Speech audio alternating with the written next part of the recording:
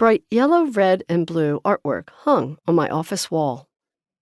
The handprints held my attention, transforming from primary colors to dripping blood red. I stared at the finger-painted images, a framed Mother's Day gift from my 3 sons. Their hands progressed in size, just like my boys progressed in age. Earlier, I had stood in my blue uniform jumpsuit before a small 2-bedroom ranch.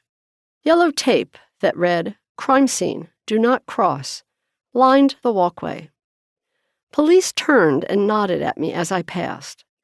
I showed my badge, medical examiner, to the officer at the front door. Entering the house, I walked up the few stairs to a child's bedroom, the only sound the swooshing of the plastic booties on my feet. "Morning, ma'am," a detective said. He pushed open the bedroom door. I followed him into the room.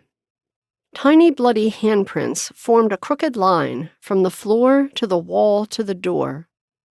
The 20 or so marks determinedly made a path towards the hallway. My throat caught. I blew deeply out of my nose in a forceful exhale. In the middle of the wooden floor, between the twin bed and the door, lay a small blonde child. At 3 years old, with a thin build and a Dutch boy haircut, he was a doppelganger of my middle son David at that age.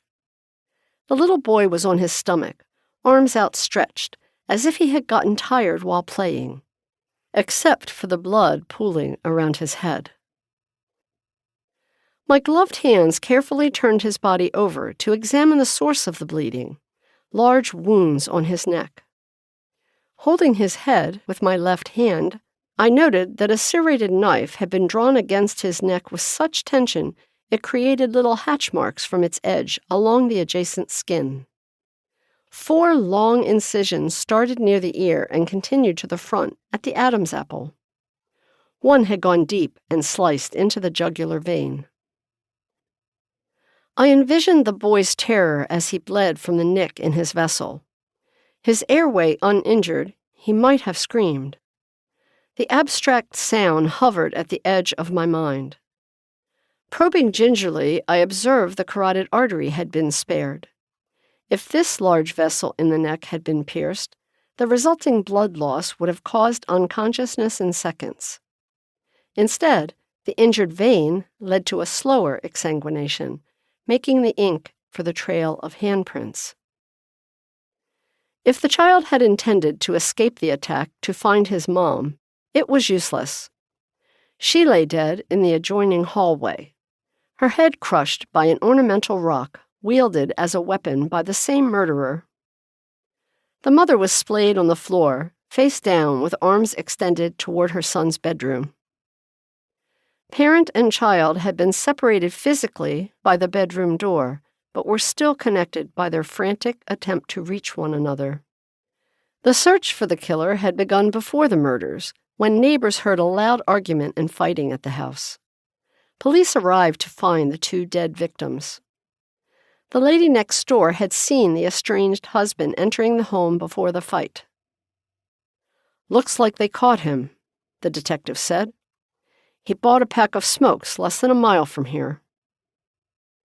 I left work and arrived home. Opening the back door, feet thundered toward me. "Mommy's home!"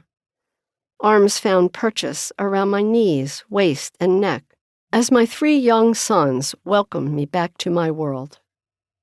My tears flowed freely, unrestrained by the confines of professionalism. They spilled onto my boys' hair and faces. Embraces returned. I held their bodies tightly. The panic and sadness of the slain mother and child faded into the background.